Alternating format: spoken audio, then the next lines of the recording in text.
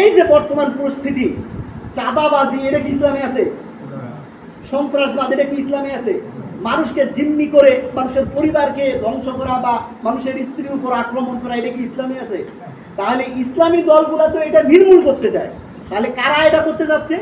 যারা ইসলাম মানে না, আর এই কাজগুলো সমাজের মধ্যে ঘৃণ্য কাজ, এই কাজগুলো সমাজের মধ্যে ফিতনা ফাসাদ তৈরি করে বেড়াচ্ছে।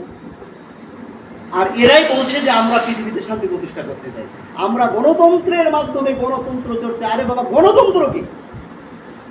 যেই গণতন্ত্র দিয়ে মানুষের শান্তি প্রতিষ্ঠা হয় না, যেই গণতন্ত্রের মাধ্যমে মানুষ শান্তিতে থাকতে পারে না, এই গণতন্ত্র তো আমরা চাই না।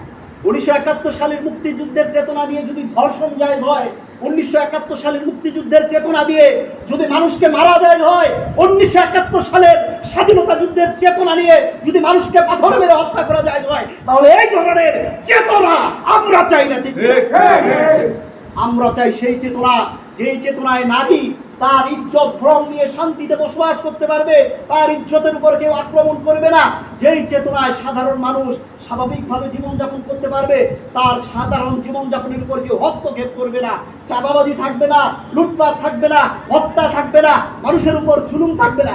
এটাই এক নম্বরে হচ্ছে, এটাই হচ্ছে কোরআনের বিধান। তাই আমরা চাই আল্লাহর জমিনে আল্লাহর বিধান প্রতিষ্ঠিত হোক, ঠিক কিনা?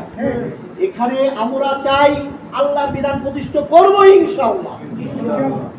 এখানে কেউ আমাদের সাথে থাকুক আর না থাকুক, আমরা আছি, আল্লাহ তাআলা আমাদের সাথে আছে ইনশাআল্লাহ।